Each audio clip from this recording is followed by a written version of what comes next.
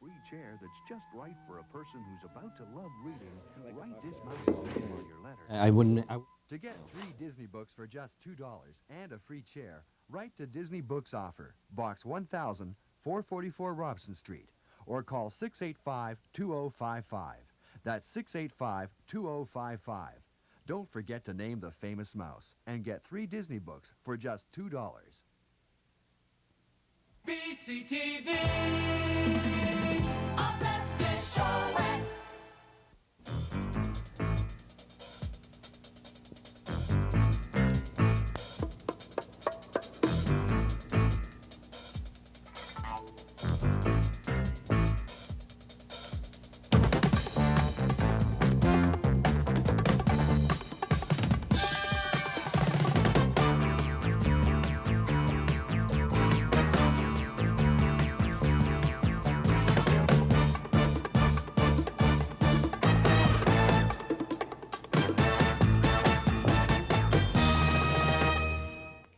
Good morning. A couple of weeks ago, Prime Minister Trudeau offhandedly said, "My government is not going to bail out Dome Petroleum."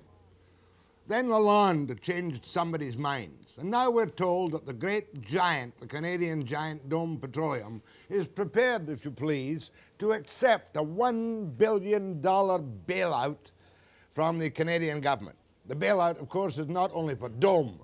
The bailout is for the people who loaned it the money, which include the Canadian Imperial Bank of Commerce, the Bank of Montreal, the Toronto Dominion Bank, and the Royal Bank, because Dome can't pay its due bills. This is a matter of the greatest public interest in the economic state of this country today. And with me this morning to give you his views succinctly and bluntly of whether or not the Liberal government should bail out an ailing so-called free enterprise giant is Ed Broadbent, the federal leader of the New Democratic Party of Canada, after the break.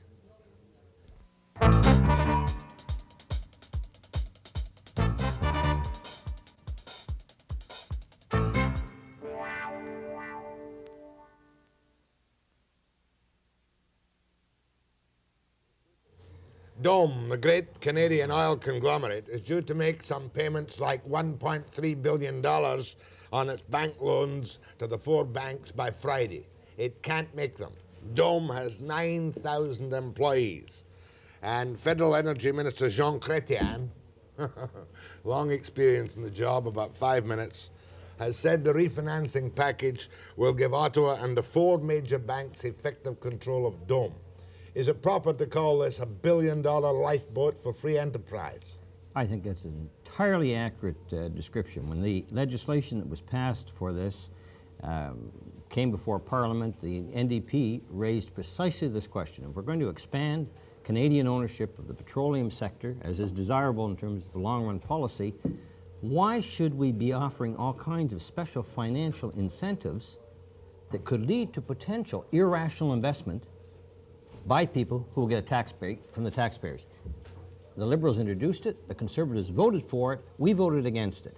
I regret to say our cause for concern that we would be embarking on an irrational pattern of investment that could lead to some serious problems is now before us. And this looks as much as a bailout for the banks as it does for Dome.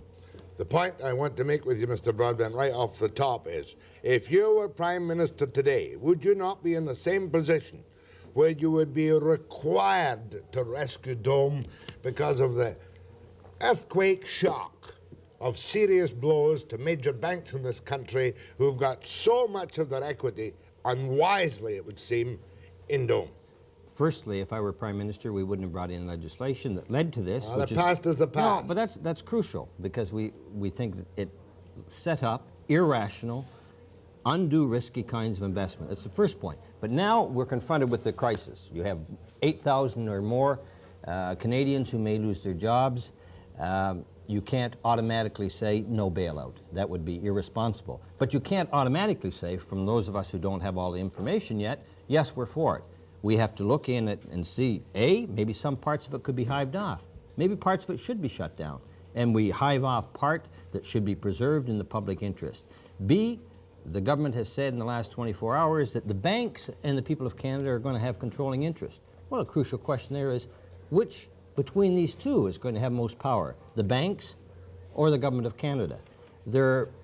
Are we getting complete equity for all the dollars that we put up as taxpayers this time? The Or details are sketchy, but- once again, are we giving a handout to the private investor? These are all questions that demand answers, and we want them soon from the Minister of Energy. When Commons goes back, when is it, next week or something? No, not till the 27th of October. 27th of October. Will there be legislation which will enable you to vote for or against the Dome deal? That's a good point. I am not sure at this moment if specific legislation is required, but I think so. Almost certainly a measure of this proportion would require legislative approval by Parliament. But if Dome were allowed to falter or fail to make its payments, surely that would bring about a major economic disaster in this country if the faith in the banks was shattered even more than it presently is. It's that potential happening that makes it mandatory that the government look very seriously at possibly the necessity of taking them over, but of taking over the bailout process. But having said that, one should keep in mind what the Prime Minister has also said in the same week. He said, and I'm quoting him, let's use a little Canadian money to bail out Dome. A little Canadian money amounts to, in this case, enough money to pay 25,000 Canadian workers a total year's income of an average of $20,000 a year. So that's a lot of money that Mr. Trudeau likes to call a little money. Yeah, but we don't know the details yet, but in all probability, and God knows I'm no financial expert, it probably means the banks are surrendering, giving up some of the interest which they loaned out, at vast money they loaned out, the interest of the money they loaned out to Dome. They'll be wiping out some of the interest, and then the government will be guaranteeing it, and it will only cost us the interest and the guarantee. Is that not the fact? Absolutely not. I wouldn't assume that. All that the banks may be doing, if they perform like they normally do, is postponing their debts. I wouldn't automatically assume that they're going to take any losses at all. It may well be the case that all that the government is doing, remember, the government's going to be borrowing from the banks themselves the amount of the government's share in this bolstering effort. So they may be just postponing the debts to the banks, so the banks indeed will get all the profits they would have got anyway. That's why we have to have a careful look at the whole package. But Mr. Broadbent, to be quite political, you basically support the nationalisation moves of the federal Liberal government under the energy program, the Petro-Canada moves. Let's look at what we're talking about here. There are two aspects in this regard.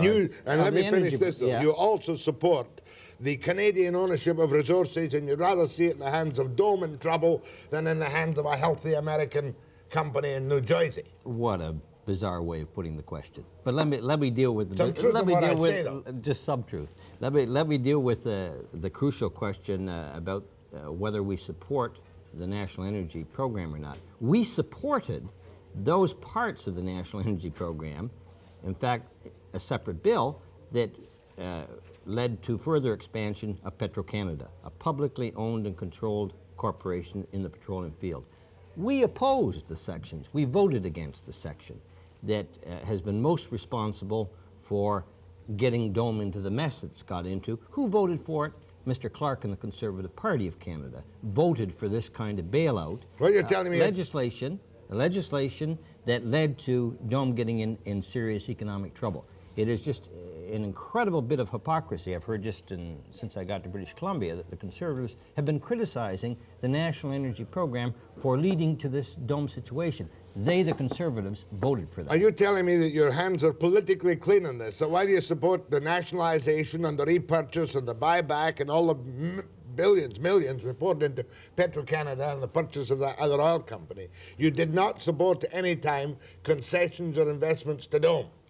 Absolutely not. We opposed the special package of investor write-offs that the Liberals presented and the Conservatives supported. What we wanted and have achieved in the past is the expansion of Petro-Canada so that we would own, we would control, we would see what the company was doing, and indeed Petro-Canada, as Canadians know, has been most responsible for the discoveries that are now coming in off the East Coast. I have the feeling that one of the greatest causes of our economic slump today is the Liberal government's national energy program, including increases in gas prices, 70% this year, 31% next year, and here we are pushing up costs, putting people out of work, when the world trade is off. Now, I surely, agree. would you blame the National Energy Program for much of our trouble at the moment? I would blame much of the National Energy Program's details for it. Part of it not. That's the point. The Petro-Canada section was good. The write-offs that led to the Dome problem was bad. We voted for that. The price You voted increase- against that? We voted against it. We voted against it. Tories supported price it. increases. The price increases are totally ludicrous. The subsidies we're paying to the oil companies in Eastern Canada. Ludicrous. Look at the price increase. All other countries in the world right now with massive unemployment going on have either frozen energy prices or they're having rollbacks. We had a 10% rise the 1st of September. We're going to have almost a double that increase again the 1st of January. Totally irrational at a time when there are layoffs, totally irrational when we've got double-digit inflation. Again, I repeat, because of their tie-in, I state bluntly, with the oil industry, in my judgment, both the Conservatives and Liberals are favoring these price increases. So your position now is that because of our financial strictures, there should be no further buyback of oil companies in this country. We should loosen the strings and let free enterprise have a better chance. No, our position is in terms of the buyback policy, in terms of energy, when we proceed with it, it should be in the public sector, not through write-offs to private investors at the expense of taxpayers. Secondly, however, we should not be proceeding with that now. We should be using whatever government spending we're going to be injecting into the economy now for more direct job-creating activities in different sectors from petroleum. In one short clip, are you in favor of the government bailing out Dome because of the situation today? We are not at all in favor right now. We want more information, especially about the degree of equity that taxpayers are going to get for the money they're putting up. But might it be necessary, because of the known situation, that they can't make their payments on Friday of $1.3 billion? It might be. More with Ed Broadbent on the economy and the country and the NDP and Trudeau and Clark and all the rest of them after the break.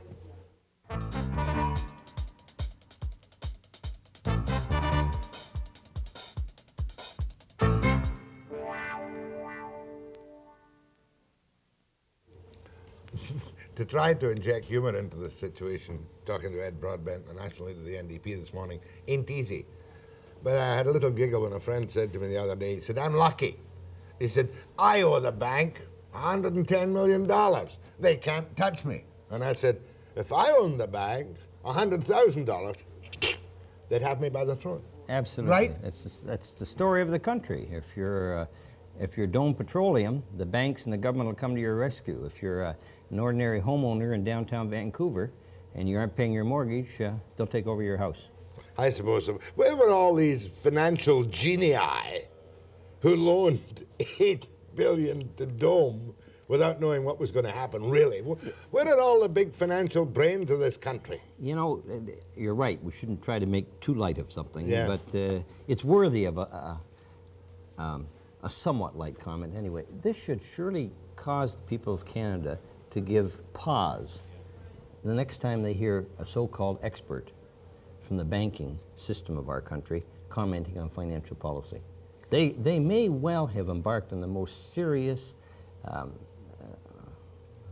economic disaster in Canada's banking system since World War II by putting up billions of dollars to finance Dome. But you'd be the first. You'd be the first to concede, as a Canadian and all the rest of it, that one thing the government must do is make sure that our banking system remains sound if it takes all the resources of the country so to do. Oh, the country has to maintain a sound banking system, but there are a variety of ways of doing it. And that's, to get back to Dome, we may have to preserve those thousands of jobs, but the serious political task we have is to find out the details of that bailout. All right, what's your party's position on the Ottawa 6 and 5 program? I presume that you're totally in favor of it. And the next question, are you in favor of the 6 and 5 program all the way? No, we're not in favor of the 6 and 5 program at all. It's a massive public relations effort on the part of the Government of Canada, which was embarked upon a month after they got a Goldfarb poll showing that public servants were a safe political target, and on the one hand, and that the people of Canada were thoroughly disgusted with the Government of Canada on the other. So they tried to rebuild their public image by taking a quick shot at public servants. What about the fact that there is 1.3 million unemployed who are not in any way going to get any increase? They'll be lucky if the UIC benefits run out. Absolutely. Why should any public servant under Ottawa's control get any increase at all? Is this not, why should they get any increase at all? Well, they should get an increase, Why? whatever it is, the same as, in principle, as someone who works in my constituency, building automobiles, or a fisherman, or anyone else who's got a job in the private sector. If you're a man or a woman, say, working in a veterans hospital, which is a federal hospital, providing service to sick people, then I sure as hell am going to defend that man or woman doing that job, looking after our sick, just as much as I would defend your job or someone else's in the private sector getting an increase. I know I'm so they should get an increase, and then you get into the question, well, how much? That's the different one. A different question, but that they deserve an increase is beyond question in my mind. But with 1.3 million unemployed, surely any monies we have or can raise should be used to support the unemployed rather than to give increases to anybody in the country. No, I don't think that is so. That just quite apart from the question of equity, this is a question of economics. If you take the money away from the private worker, the public worker, that he or she could be spending, their family could be spending, that's a further drain in terms of money that's going out in the economy that should be spent to create jobs. So there's a net negative economic result if you cut their salaries or if you don't give them an increase. Quite apart from that, it's, if I may say so, mixing a kind of apples and oranges. And that's what the government wants to do. They want the people of Canada to say, oh, either we look after unemployment or we pay public servants. That's precisely the psychology that makes whipping boys of public servants. I, for example, am in BC today, and I'm going to be talking later on, Jack, downtown Vancouver, to a group of women in this city, the Women's Club of Vancouver, about job creation measures. We have in British Columbia, for example, a situation where the automotive industry, 36% of the sales are by companies in Japan. Datsun, Toyota, Honda do very well. In central Canada, not long ago, we got the Volkswagen Corporation to agree that if they're going to sell cars in Canada to make a profit, which they ought to do if they're going to sell here, it's perfectly legitimate, they should produce cars in Canada. They made an agreement, 85% now of the content is going to be produced by Canadian workers. Now, in British Columbia, of all places, the national government, the federal Liberal government, should be saying, we need A, a commitment from the Japanese to produce cars and parts here, and B, if they're going to be doing it in Canada, where they're selling, there's no more appropriate place than to start here in British Columbia. But the Japanese are tougher. I mean, we have a very favorable trade balance with the Japanese, and the Japanese finally submitted to our bureaucratic holdups here. But they've got the big stick, the Japanese. They're taking our coal. That's our ore. But that's a bargaining leverage that we should use to our advantage, not disadvantage. The Japanese are producing cars with Mexican labor in Mexico. The Japanese are producing their cars with American labor now in the United States. They're putting up plants. Why can't we, precisely because the Japanese do want our coal as well as other resources, use that in part as a bargaining item to ensure that a resource-rich province like British Columbia doesn't remain just dependent on resources, but develops an independent manufacturing base. That'll be many long years to come. We'll be happy to be hewers of wood and drawers of water at the moment if it gives us jobs.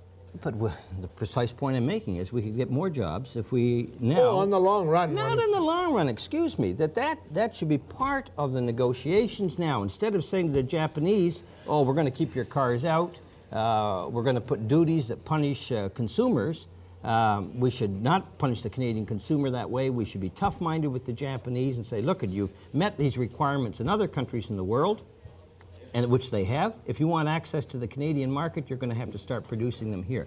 And if we talked firmly and fairly that way, I'm convinced the Japanese would do it. Have the Liberal governments, apart from what you regard as their phony 6 and 5, have they done anything in restraint? With a $20 billion deficit coming up, and God knows where it'll finish, have they in fact taken any restraint measures? Apart from that, there's nothing that comes to mind. Yeah, we see it in the provincial government where they say, okay, cut this, cut that. At least somebody, right or wrong, is cutting some things and maybe creating more unemployment, more trouble. The only thing that comes to mind at all that they're doing is the curtailing of some high-cost traveling by senior public servants. This came In private rail cars across the country? Oh, no, the Prime Minister always exempts himself from everything. But apart from the Prime Minister, who will go on living as he has in the past and the future, they have curtailed traveling by some senior civil servants as a result of Jim Fulton. One of our members in the last weeks of the session before the summer break disclosed a high level of spending by senior civil servants traveling out of the country. So they put an end to that. You've taken a modest cut, haven't you, in your increase? 5%. From 11 back to 6. Yeah, we got a rollback of And I saw a strange little story that you're allowed to reclassify your private employees on the Hill, you know what I mean, and increase their wages. What is possible is that the original increases they got, which now are going to be rolled back by 5%. No one else got a rollback. They're going to be rolled back 5%. In addition to having the other guidelines imposed upon them for the next 2 years, MPs in their offices can reclassify to head off the rollback of 5%. Are you going to allow that for NDP MPs? Yeah, I'll tell you categorically, the people who got increases in my office, say up to 10 or whatever it was, for this year, not for next year, for this year, already got them, we are indeed going to ensure that they don't have to give back what they'd have already got. Then they're going to be from now on, like everyone else. You're going to reclassify your people to get them more money. To get them what we think was their share before it was taken away from them. But at the same time, I repeat, they're going to be held to the 6 and 5 for the future like everyone else. On the higher classifications? Well, under the classifications they had before, under the pay they had before, we had this retroactively applied to them. I want to expand on that, Jack. It's one thing for MPs, for example, to take a 6% or a 5%, in this case, rollback, in addition to the 6% applying for the future. It's quite another for us to take a clerk in our office who may be getting $10,000 a year and say, in addition to having the 6% applied to you for the coming year, thank you very much, we're also going to roll back what you got up to this point. We think that that's unfair, and therefore what they got up to this point, we're going to restore to them, but they're going to have the controls applied to them like everyone else for the future. Ed Broadbent on 2 major topics and then phone calls after the break.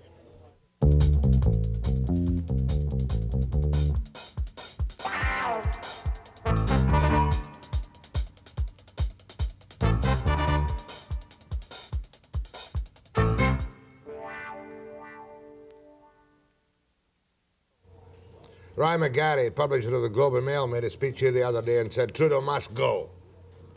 Do you think it's time somebody in the Liberal Party said to him, in the name of God, go?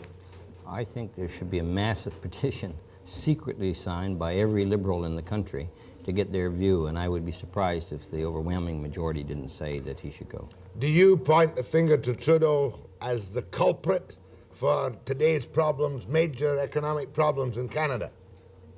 As the Prime Minister, obviously, but it's too simplistic to say that it's just one person. That's would that it were true. It's a national policy of the Liberal Party, the Liberal government. Trudeau, as the Prime Minister, has a major responsibility.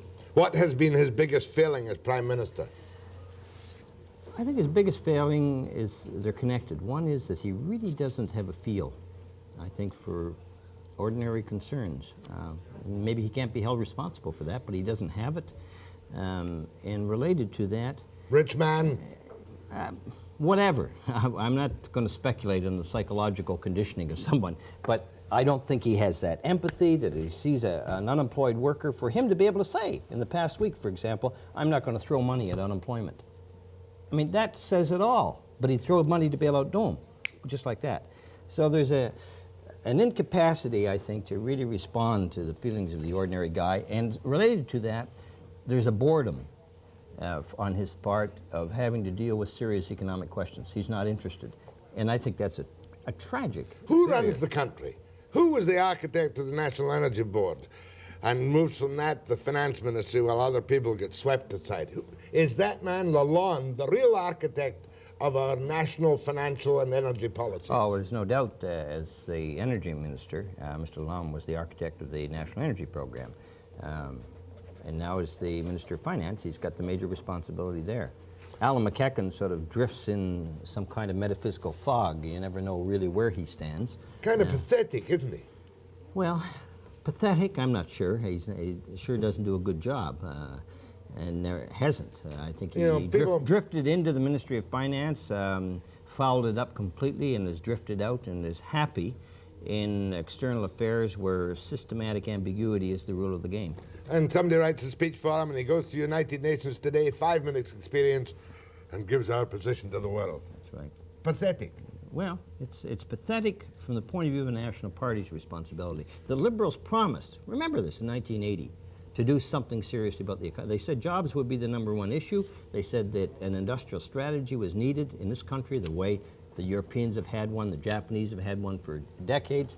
They've done nothing. They goofed up completely on jobs, and of course they've abandoned any notion of a long-range economic strategy. I see reports by W.A. Wilson and by Fotheringham from Ottawa, the only detailed reporting on it, that a man called Ed Clark, who apparently wrote the National Energy Policy, a part of it, has been given a sabbatical with his wife and family and dogs in Paris at a cost to Canadian taxpayers of $203,000.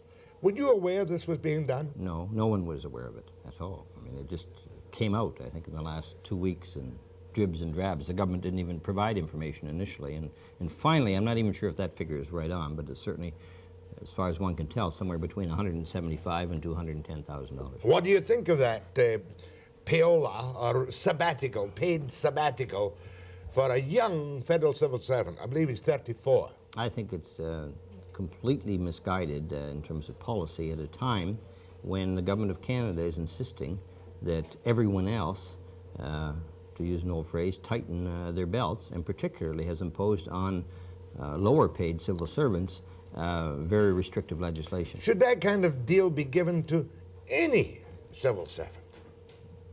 A year's paid sabbatical in Paris? No, the terms of the amount of money, unequivocally, I'd say no. It's just totally unjustified in terms of that amount. I mean, it's more in the different categories of allowance that were provided.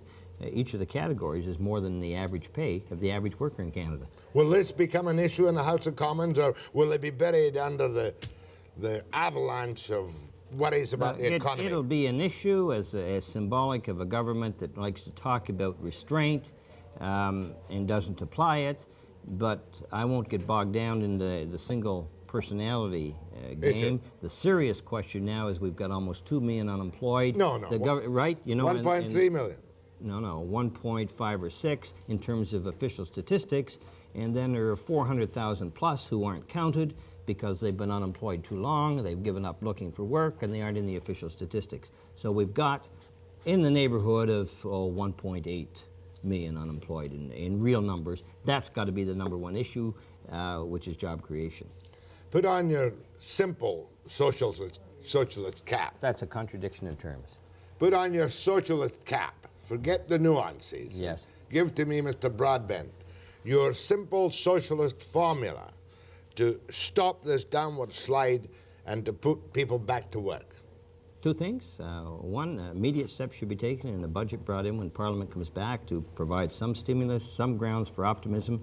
In that would be stimulus in the economy where, for example, in the resource sector, where there's no alternative employment except stimulation and resources.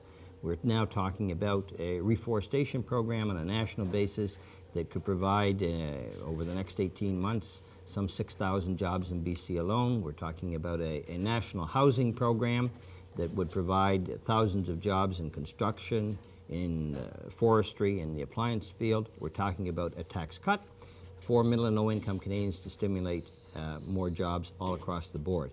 But beyond that, and I'd like to give particular emphasis to this, if you look at the countries that have gone ahead of us in the economic comparison game, and figures just came out last week, we've dropped from second place to 14th. Right. Mm-hmm. Trudeau says always, oh well, it's part of an international situation, our unemployment that we're going through. Well, that's interesting to note. A lot of other countries in the same situation have passed us. Who's passed us? West Germany has replaced us in second place. Then there's Sweden. Then there's Norway. Then there's Denmark. What's the characteristic of these countries? They've had social democratic governments for most of the past decade who believe in longer-range economic planning. That is what we've got to start doing in Canada. They don't plan just to the next election. You know, they look at their economy and they say 5 and 10 years down the road, this is what we need to do in a mixed economy. That's what we need to do. Is now the time for a Roosevelt, nothing to fear but fear itself statement with massive injections of public spending? Not massive injections of public spending, some public spending of the kind that I've talked about, but tough-minded planning in a mixed economy. We need the Rooseveltian attitude, not the gloom and doom, to say, yes, there are things that can be done. But then we need a program that Roosevelt, in fact, provided, especially in the late 30s, for doing those things. We've got, just think of Mr. Clark and think of Mr. Trudeau. Neither one of them want to talk about economic planning. Neither one of them are saying that what we need is a government that will mobilize the private sector to do things. Square Canadians who still have billions in the bank are still afraid of the socialist tag. They think that you mean, well, maybe you do, nationalization, massive public debt. No, I've just said the opposite to that. See, I'm saying they still think that Yeah. you mean that. Right, I'm helping to clarify the situation. Your questions to Ed Broadbent. We've never really had a screaming match on the air, have we? You're too controlled. After the break.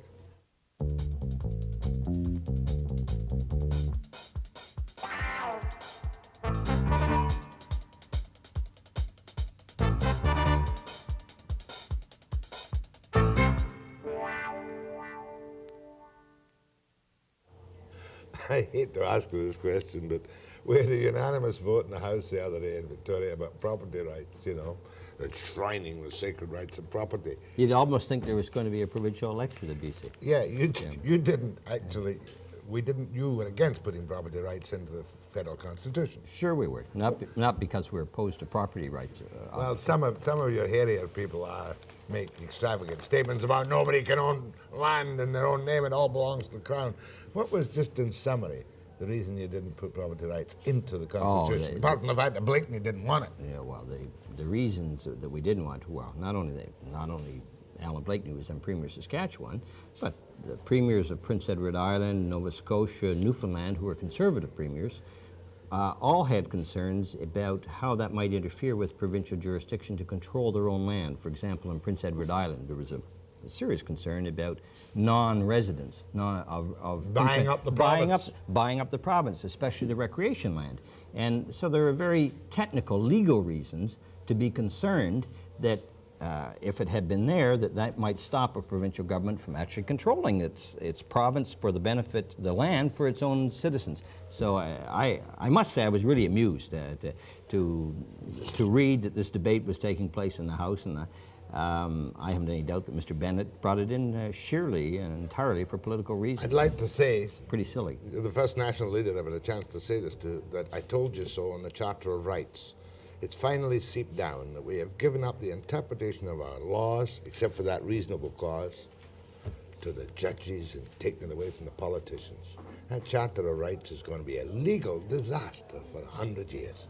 No, it's not going to be a legal disaster at all. Jack, you are, if I remember past conversations, have made criticism. I won't mention all the politicians that you've criticized appropriately.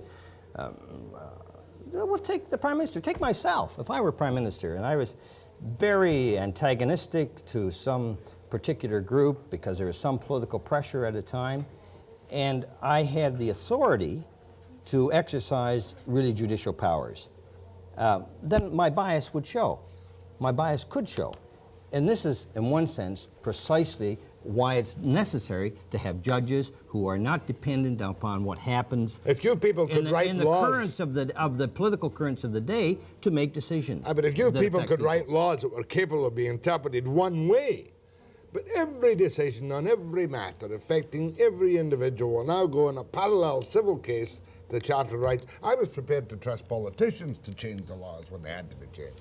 Well, you can change the laws, but it's a matter of interpreting the laws, and they all won't go all the way up, but fundamental rights, If you have a decision against your fundamental rights in terms of religion or political belief or freedom of assembly, I'm glad we have finally the constitutional authority. You're so saying you can that take that. we didn't have that before? We didn't have the right to pursue it all the way up to the Supreme Court of Canada to protect your rights. I think that's desirable. Going to have the reason, Against politics. The reason the economy will go down the tube for sure now is because every Canadian will become either a lawyer or a litigant. Or as the lawyers will get too rich. No, not these days. Of course, it'll all be paid for by the government anyway, all the on legal aid of some kind. Go ahead to Ed Broadbent. Mr. Broadbent, how could the government expect employees to take a 6 and 5% increase when every time you turn your back at the store, everything's up 6%, liquor's gone up 15%? I don't think that's fair for the government to do that to their people. Well, that's precisely our point about the legislation. It never touched upon any control over prices. Even in prices within clearly federal jurisdictional authority, the government's ignored. Bell telephone price increases, energy increases, to name two important ones, have gone up way over the 6%. Cigarettes, booze. And what they're doing, as I mentioned earlier in the program, is I think unfairly saying to workers, we've got to keep your wages down, your salaries down, but we're not going to do anything about prices. Is now a time for restraint by individuals and governments and employees or not, Mr. Broadbent? It's a cliche, Jack, if I can say that. Any time's a time of restraint. If what you mean by that, shouldn't people be fair and reasonable? My answer, of course, is yes. Any politician going to say no to that?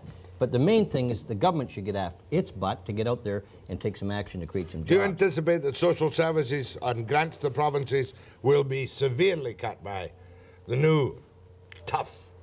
Who's the Minister of Finance? Oh, Chrétien now. No, finance is Lalonde now. Oh, Chrétien's energy. That's right. McEachin's God away on protect holiday us. in the United Nations. That's right. He'll be visiting all the ambassadorial places next. And around having the a world. nice time. So No, I think to be serious on the Yeah. cutbacks for medical services, post-secondary education, all the signs are Ottawa is now going to embark on a further cutback to the provinces, which could be just disastrous for medical services in particular. And we will oppose that if they is do. medical service a right or a privilege? It's a right. All the way. It's a right. And that's what Helmut Schmidt won an election just on Sunday in the third largest state in Germany. I'm pleased to say he defended his government's position they would not cut back on social services. And we have in this country two parties led by, on the one hand, by the Prime Minister, the other by Mr. Clark, who are prepared to cut back on certain things that ordinary people fought for, like medical services, and we will not yield. There was talk of one union going to the courts for a declaration that the government could not cut out hospital jobs because it's against the Charter of Rights. I'd be dubious about the legality of that. So would I. Go ahead, please. Good morning. Good morning. Yeah, speak up, sir. I'm sorry. First of all, commentary. I agree with you, Jack. The Constitution, the Charter of Rights, has made every law in this country with the past 112 years redundant. I think it's disgraceful. Point one. The federal government just announced that $500 million injection Down a little. in Dome Petroleum will be paid by the Canadian taxpayer. They're going to increase the price of gasoline and fuel oils. Point two. They've announced that? The immigration in this country is still persisting on the same course, which the majority of the Canadians are against. We have an unemployment of 2 million people. And why do we still bring in people? Point three. Canadianization is a nationalization, and the thing about it is that Petrofina and Petrofina was purchased for $1 billion.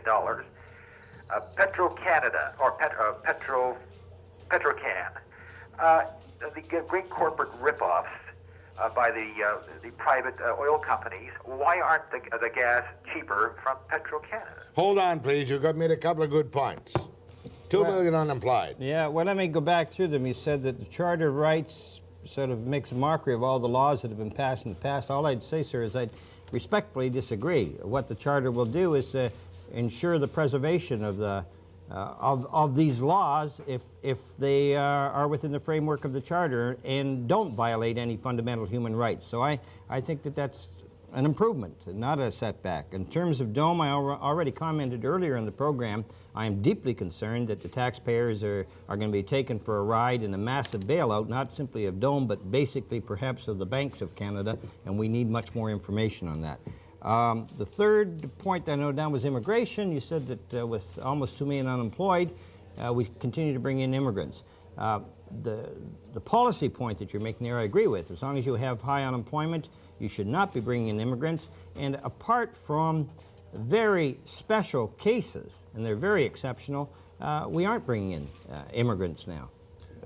Because the flow of immigrants is related to the levels of unemployment. There is one area of immigration which is wide open to rackets and which I know concerns many thinking, non-racist people. And that like is yourself. True. Family reunification has become, in many ways, in this province and the rest of the country, a racket, an open-ended racket. And in 1980, I think it was, they changed the ages of dependents to bring in people over 60, and there was a lower limit change too. And it is a racket. But nobody dare talk about it because nobody wants to be called a racist. Well, let me be totally frank and say to your viewers this morning, if there are any instances, to use your term, where there is a racket at work, yes, in abuse of this, I'd like to hear about it and I'll investigate it and get an answer. The Immigration Appeal Board is well aware of what's happening, but it gets no support from the political levels above. And I'll tell you a little off the air about some things I know. One more calls. We're not ready for a break yet, are we? Ready for a break, Fred? I just thought you were waving to call yourself. After the break.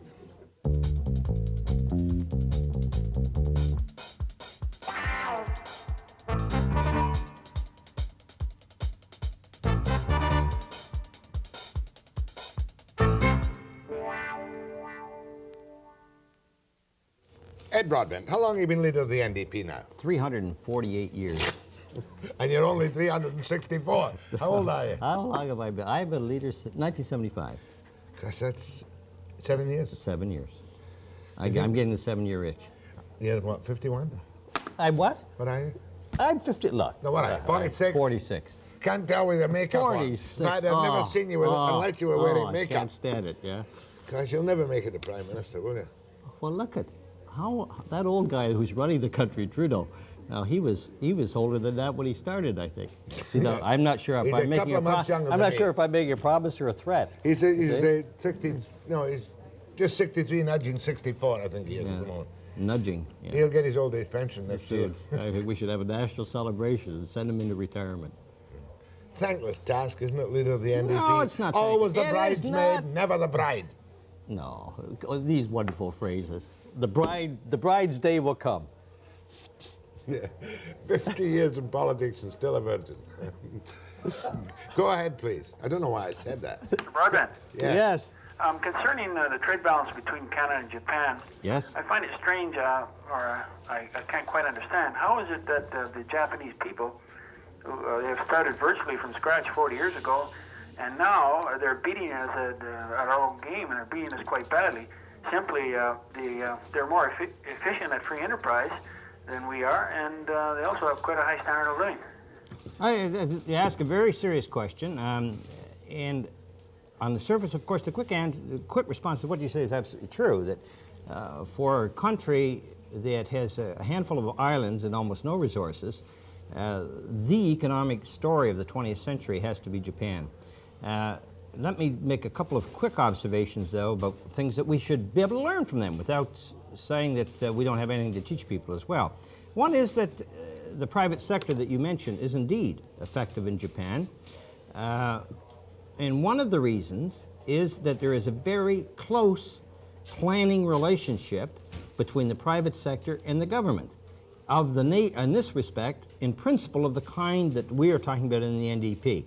There is not in Japan a major financial decision made in the private sector in terms of new investment plans or strategies without the fullest agreement of the government. And there's another factor.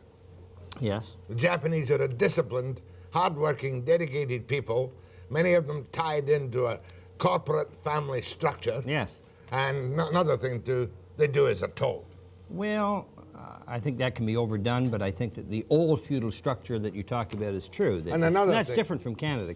Canadians never will be, nor ought they to be. I was going to use the word regimented, but I think that's too negative. Culture. I mean, it's a one must different culture. recognize It's a different cultural culture, background. so you can't assume that we're going to have the same kind of paternal relationship almost that exists in Japan, but that's changing. And the Americans financed them, and then the Japanese outsmarted them and took back control of everything. And, well, they do a lot of wise things. They Oh, yeah. put a lot of money in the They're research tough. and development that we should be doing. They're tough. And planning. They're not soft like, Like who? Brits or Like- Canadians. Like radio and television interviewers. I said they're not soft like Brits or Canadians, who tend to be soft. Do you think Canadians are soft? I don't think I we're think soft. they are. I don't think... We've got so much used to affluence now, we couldn't get off our butts if we had to. Jack, I don't agree with that. You don't agree with I that? don't agree with that. Well, you're not going to attack the workers or the capitalists either, because you're looking for votes. All I'm looking for is viewers. Go ahead, please, from Victoria. Yes, good morning. Yeah. Good morning. Yes, for Mr. Broadbent. Yes. Yes, you're an NDP leader and all, and your party's supposed to be pretty good. I'd just like to ask one question, and that's how come that Saskatchewan booted your party out? That's a good question. If I knew the answer to that, I'd have no concerns at all about the next election in Saskatchewan. Look, the NDP has governed the province of Saskatchewan for almost the whole period since 1945, with a couple of exceptions.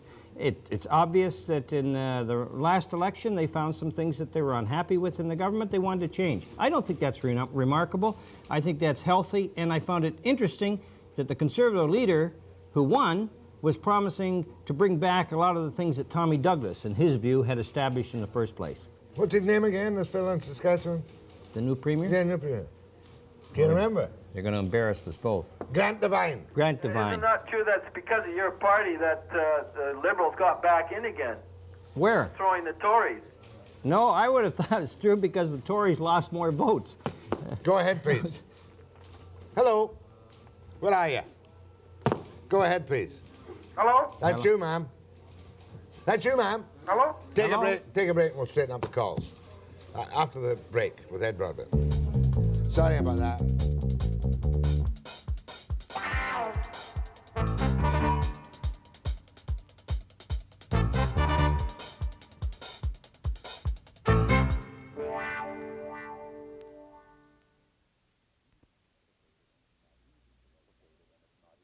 Complicated, and it's not easy to write some of it in readable language. We get about 100 such applications a month, and we don't get all that many complaints about the difficulty. If you're a smaller landlord, as you sound like, you may be confronting this problem for the first time. We are, yeah. It's one of the joys of being in the landlord business. Look at the money you make. Pardon me? Look at the money you're making. What money? Right now we're losing money. Okay, thank you very much. Thank you very much. Webster, is it time for a break? It's not time for a break. Oh, I thought it was. Lillooet, go ahead, please. Yes, this has got nothing to do with the rental increase, but I was wondering, we live in a trailer court. We own our trailer, but we rent the land.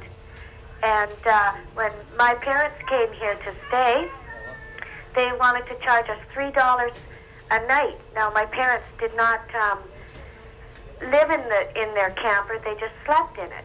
Can they do this? You mean they brought the... The landlords. But your parents brought their camper with them. Right. Tara, do you know? Well, was your parents' camper on a separate? Truck. But was that in an area other than your own parking area on the No, land it you was rent? in my driveway, which we've already paid for. How long did they stay? They stayed about, I think it was 5 days. Now, So I think the old folks came along in their camper truck, parked in your driveway, slept in it, mixed with their devoted daughter and son-in-law, and the mobile park owner wants to charge you $3 a night for them. Is that right? yes. I think the short answer is that it probably depends on the original contract with the landlord. Okay. If when the you rules, moved in, it says that if they live in it, they have to be charged $3 a night, right? But if they just sleep in it, But they did not live in it. They just slept in it because we don't have enough room in the trailer. We only got 2 bedrooms. I think you're into an argument at common law that the only resolution of is a matter for a judge, and for the amount of dollars involved, I don't think you're going to get an easy answer, quite frankly. Okay, another thing. We just got out a new set of rules. Now, on these new set of rules is a slip of paper that says, according to the Tenancy Act of British Columbia, you do not have to sign these rules for them to be enforced. We did not sign them, and we got a letter from their lawyer telling us that if we don't sign them, we're going to get an eviction notice. Can they do this? Madam, I take it from your previous comments that you already have a tenancy agreement with the landlord. Is that correct? Yes. Okay. When we first moved in here 3 years ago, we got a set of rules. Good. The landlord cannot unilaterally change the terms of your agreement. He can't decide that he wants to change the rules and enforce those rules against you. You can agree to enter into an amended agreement or a new agreement if you wish. But the landlord cannot decide on his own to change the terms of your tenancy agreement. but she's got a threat from a lawyer acting for the owner, haven't you? Pardon me? You've got a threat from a lawyer acting for the owner. Yes, we've had. We've had quite a few letters And from he's saying, their lawyer. unless you sign these new rules, we'll evict you. Right. I would suggest it would be appropriate for you to send copies of that correspondence, the new rules, and your original agreement with a letter explaining the situation to our office. Because it's difficult to make a conclusive very difficult. decision. You'll look into it. Okay. Thank you very much, and Lillooet. Bye-bye. Take a break. Back with another section with Bruce and Tara.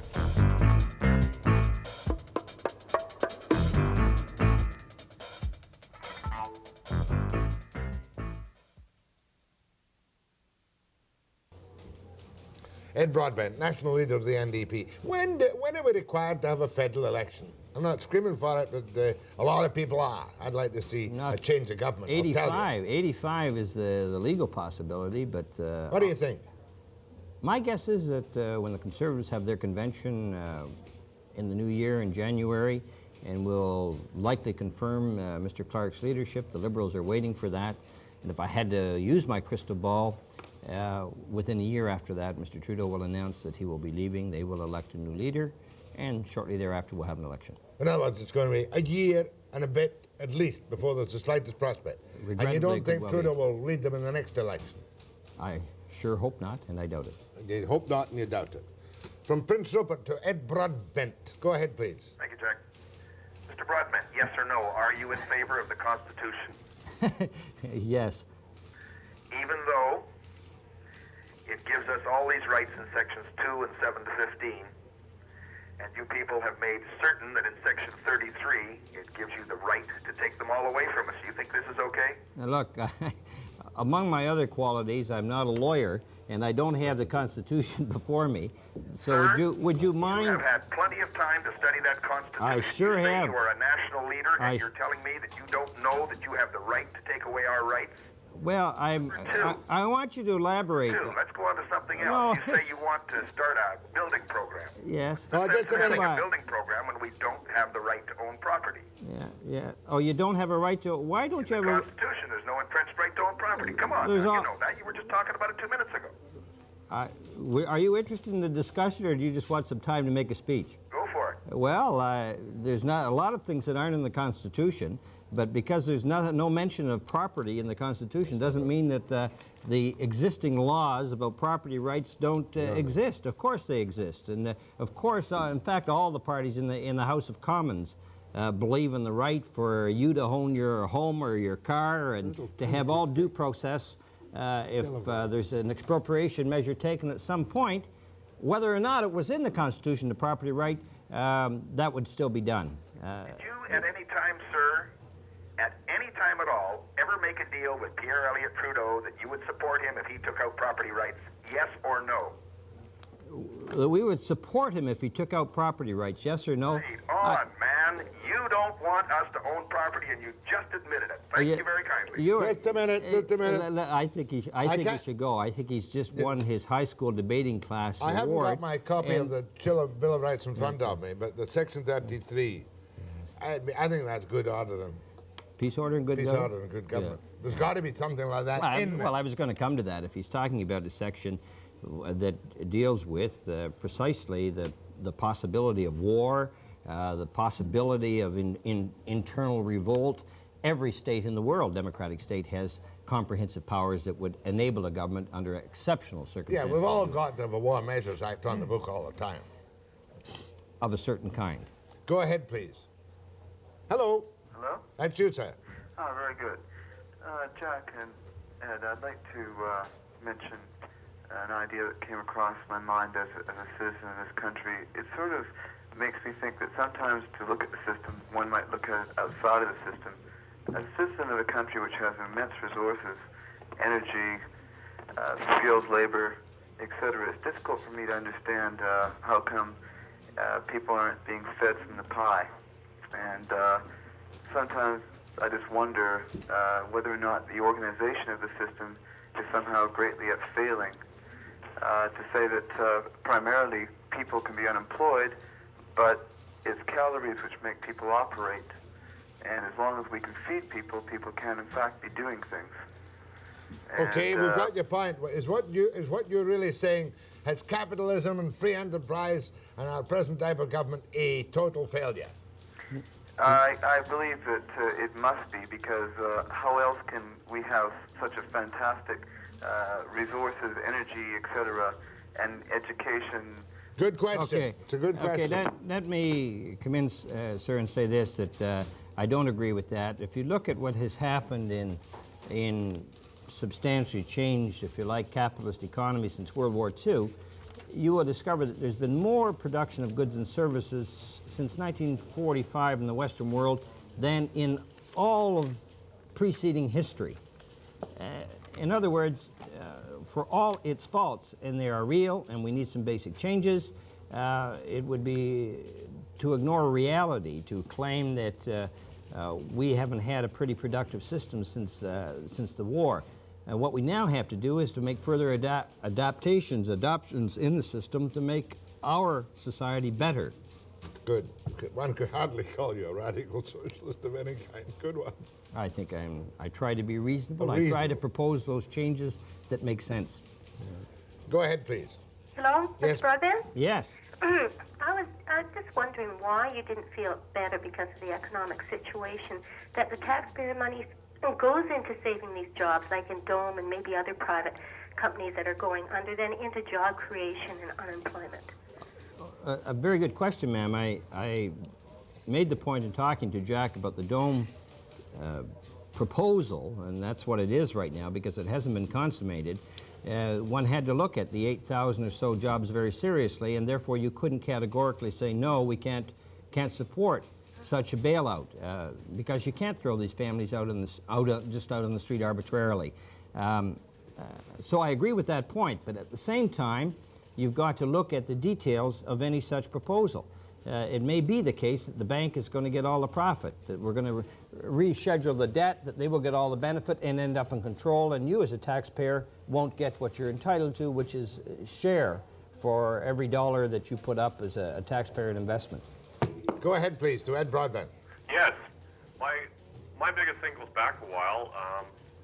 The reason for the Conservatives getting put out was because of their energy bill. Is that right? Is that not correct? Oh, it was their budget. Yeah, well, it's the budget, but basically it was the increase, Excise the fast tax. increase Yes. on the gas price. That's right. Okay. Why is it then that the NDP jumped on the bandwagon with the Liberals, ousted the Conservatives, and we were faced with increases that were just tremendous, and it cost the taxpayers X number of dollars for a re-election. Well, I don't understand this. Well, I understand it reasonably well, sir, and the reason is that the Liberals and the Conservatives are the same. We voted against the Conservative budget because it was inequitable in terms of burdens put on lower-income people as opposed to rich, and because it had what we thought was a wrong pricing schedule. Now, when the Liberals came in, it didn't surprise me, frankly. that the budget and the energy pricing policy was basically the same as the Conservatives, and the Conservatives have supported it. We voted against both, which is our responsibility. Yeah, people get the impression, of course, that you ganged up with the Liberals to Isn't it throw a poor little old Joe out. to oust one to get another one that's the same and end up costing the taxpayer money for the election? No, but our view is not to oust one and replace the Conservatives with the Liberals. We are involved in a very serious process of trying to form a government ourselves. Yeah. And let me come back to your concern, sir. If you're, I'm not sure, I assume you're probably a Conservative supporter. Probably, but, yes. Well, your party, for example, has supported the Liberals in 69 votes since the 19 election. Mr. Clark and Mr. Crosby and his friends. On all the major economic moves in the House of Commons, the Conservatives have voted with the Liberals. We voted against them. So I would think you should be basically happy with the economic policy of the Liberals now. It's, after all, one that the Conservatives have been supporting. More with Ed Broadbent after the break.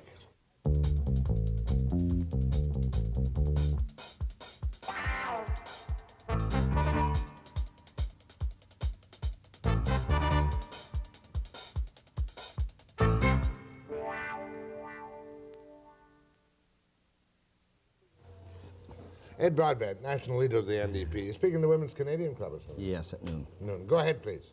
Yes. I'm in regards to the Petrochem bailout. I consider myself an average taxpayer, and I would like you to elaborate on the average cost per taxpayer of $20,000 going from my pocket into the pockets of the shareholders and bondholders. Of Dome. Of Dome, not Petro-Canada. Dome. Okay. I'm sorry, Yes. I'm sorry, Dome Petroleum. Yeah, I am not that quick at instantaneous arithmetic here, but the bailout is in the neighborhood of $1 billion, and we know that a minimum of that is about $520 million coming directly from the federal government, and the rest coming from the banks. I said earlier in the program that the equivalent of the federal share is like paying 25,000 Canadian workers $20,000 a year. That's one way of looking at it. You take the total population of 24 million and divide it into the 500 million or billion, you'll get the other answer that you're looking for, sir. Well, I totally agree with what you're saying, and I would just like you to elaborate more on how it's taking place and how it goes from one pocket into the other. Yeah, well, we don't know all the details yet, but what we do seem that what we've learned so far is that directly from the taxpayer is going to be a minimum of 500 million, probably 520 million, the rest coming from the banks. But even the money that's coming from you as a taxpayer is going to be borrowed from the banks. I realize that. Which is very interesting. So we're going to borrow from the banks the 520 million, and no doubt we're going to pay a hefty interest charge to the banks for that money. Then they're going to put up some money on their own, and then out of that bundle, there's going to be a distribution of control, apparently, going to the banks and the federal government over Dome. The relevant question there is, who's going to end up really in control? Are the banks going to have more say than the federal government or not? We don't know all the details. I think it's extremely serious, and I'm very concerned. You know, if you took the same money, for example, and applied it to all the small businesses that went bankrupt in Canada in the past 12 months, you could probably save, a conservative estimate, is more than a third of all those small businesses all across Canada, which would, of course, mean preserving thousands of more jobs than the Dome bailout. On a short-term period, but even $1 billion wouldn't create that much jobs in small business. No, I'm talking about preserving. See, the companies that were going broke, I just got my staff to have a look at that. The number that went broke in the last 12 months and how many could have been kept in business, which means just keeping them there. They've got their assets and going, and we could have kept at least a third of them, and that's preserving existing jobs, people that wouldn't be getting unemployment insurance, wouldn't be getting welfare and so on. It's just an alternative way of spending, and I raise that with the person who's calling in now to point out that we can't make a glib decision about this, whether we should be proceeding. We may be pouring a lot of money down the drain that would be more appropriately used in other ways. But as far as British Columbia is concerned, with the mining market in a decline and the lumber market, we have anything between 10 and 30,000 people off at various times in the lumber industry. We've got to sit still and wait for the American housing starts, before the West Coast picks up in our basic industry. But that is precisely where things should be done now. Look, if I recall correctly, and I think I do, 70% of BC lumbering is dependent on U.S. markets. Right. So you've got to keep that in mind. Well, if you look at the population trends in the U.S. for the next decade, they're going to more than double, if I recall correctly, in terms of the age, the home ownership age, people in their early 30s. So there's a big market. I shouldn't say more than double. I think there's something approaching a 50% increase in the families between now and 1990. Now, if you're going to have that increase in families, that means home ownership in the U.S., market for BC products is going to be there. Now is the time to take up, therefore, in a serious way, the way they've done in other countries, as a measure, reforestation. I mentioned if we put, for example, just over $200 million in that program nationally, we could create some 6,000 jobs here in BC alone that would ensure that when we need the trees in the future for the U.S. markets, they're going to be here in British Columbia. I had Carl Knutson, the head man of Mac and Blow, the other day, sitting here and giving me his grim prediction for the future. Maybe the spring of next year there might be an upturn, but again, it's the American market. And he was asking for an export log permit to save 250 logging jobs in the Queen Charlotte. Refused. We can't export these green logs, as they call them, to Japan. 250, and a couple of communities in the Queen Charlotte closed down. Mm-hmm. Surely we've got to go back to hewing wood, what's the word? Drawing on hewing wood. If necessary, exporting raw materials in this crisis interim period. No. I mean, that is the kind of thing we've got to watch doing. If we want to go back to a more primitive kind of economic existence, all that we'll do is set the stage for a more difficult period of growth down the road. We've got to maintain the gains that we've made so far and build on them. Detailed question you may or may not know, sir. 6% limit on indexing for the moment of pensions? Yes. Can we afford universality in old age pensions and all the other federal schemes? Or should it all be means tested in this crisis? Absolutely not. The one thing, I mean, no means test there. The one thing that the average family in Canada gets is family allowances, pensions. That's a check they get from the government of Canada. They all pay into it. They all, in terms of maintaining the social fabric of this country, should get the benefit. Then it's taxed. Then it's taxed, absolutely. You get it, I get it, and it counts as taxable income. From Quesnel, go ahead to Ed Broadbent.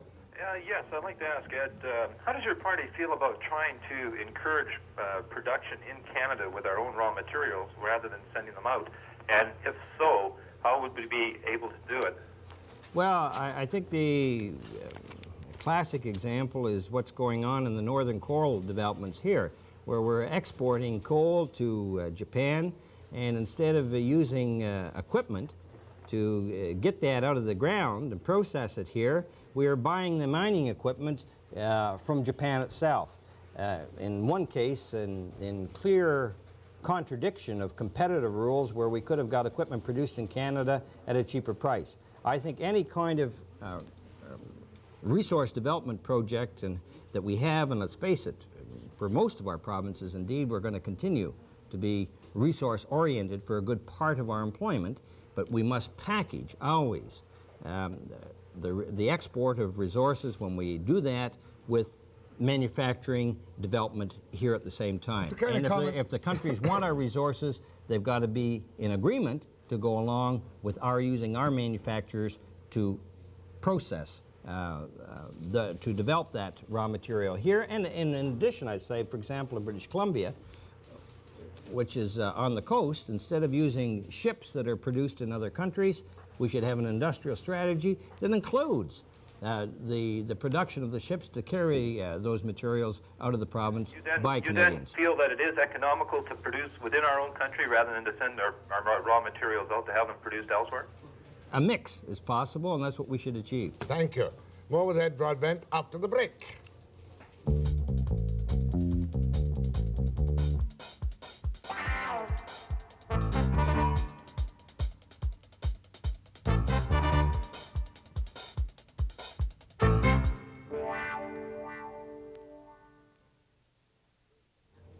Any good gossip out of Ottawa at all?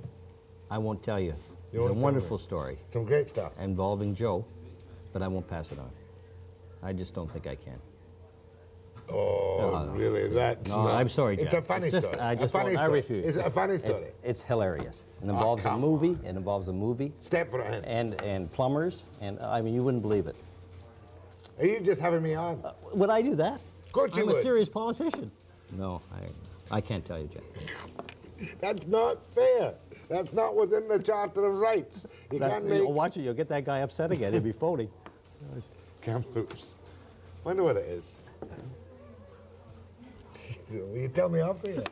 Will you? No, I'm You making want- it up. Oh, yeah. See, I'm prepared.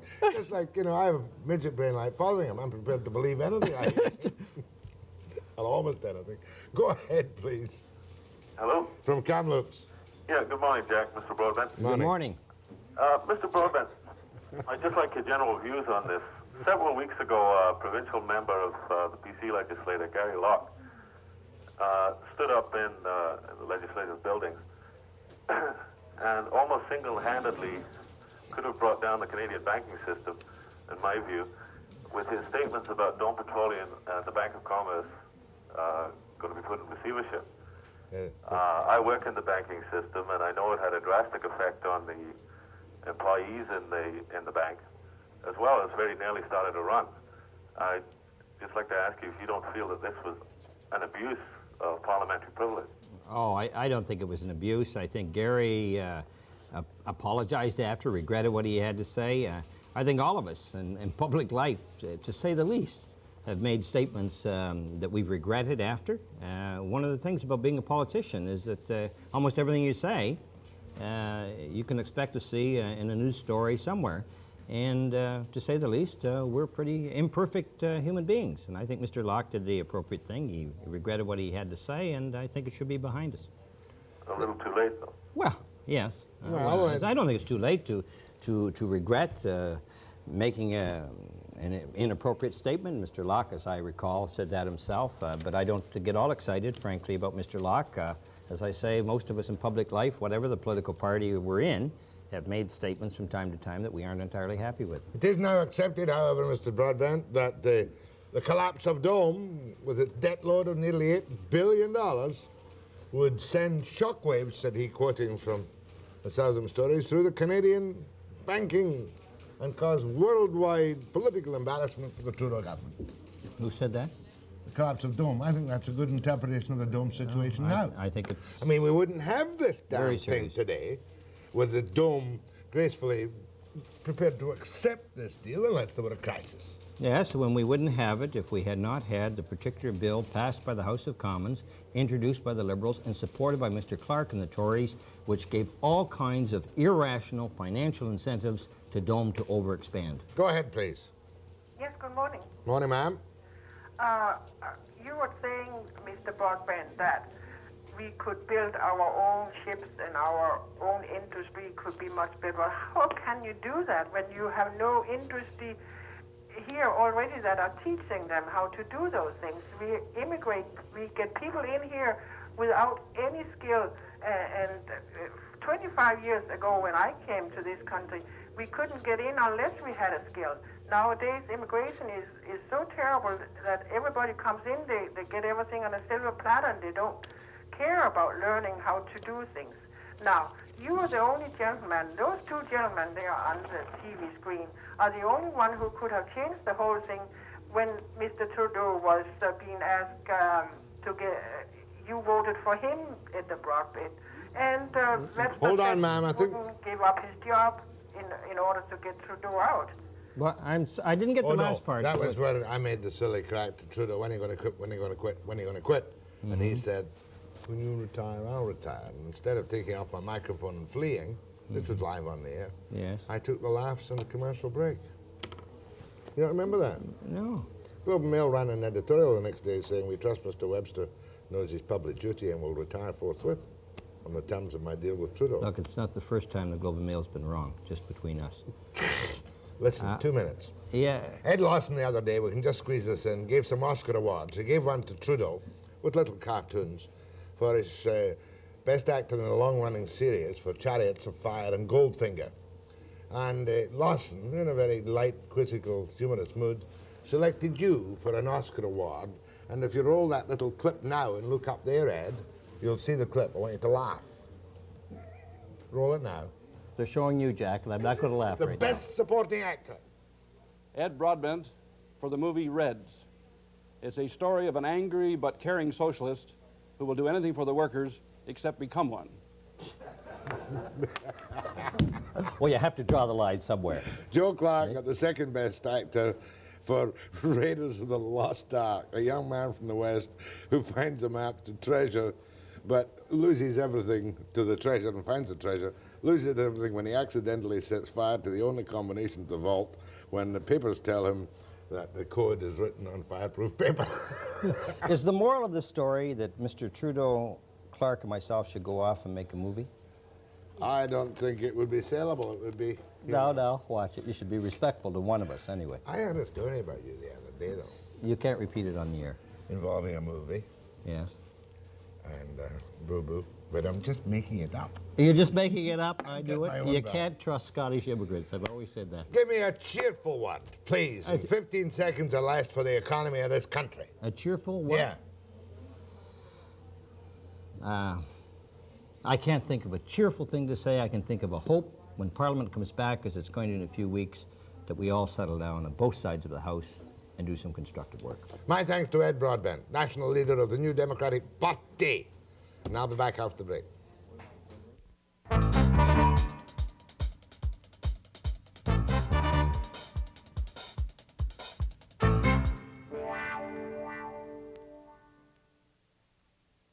Honestly, I do try and find some bright things to talk about other than the economy. Tomorrow morning, I'm going to have a little chat up with Pat McGeer about his strange extension of his leave of absence to give him his tenure at UBC when he's not even in favour of tenure for other people. And we probably will have an officer here from the RCMP to issue some stern warnings about the rape problems in parts of the Lower Mainland and elsewhere in British Columbia. And I'll be back tomorrow at 9 a.m. precisely.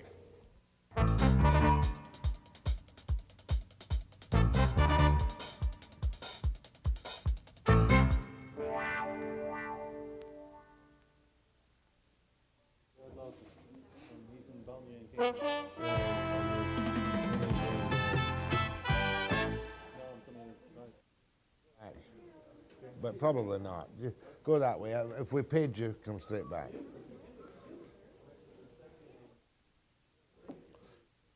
What's the matter? Because he doesn't say anything. NDP leader Ed Broadbent on check at midnight, precisely.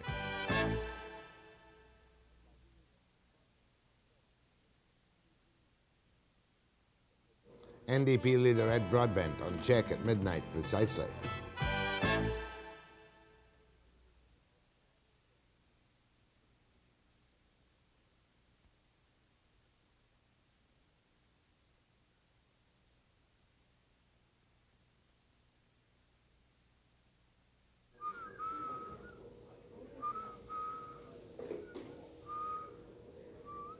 What were the calls like this morning after the program? Anything? Well, everybody wants to talk, but there's lots of real slow ones. I know. Oh, you picked the best you could. Danny, The long distance ones were very bright today.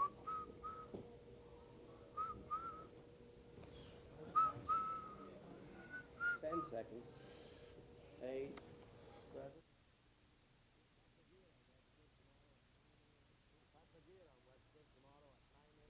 Pat McGeer on Webster tomorrow at 9 a.m. precisely.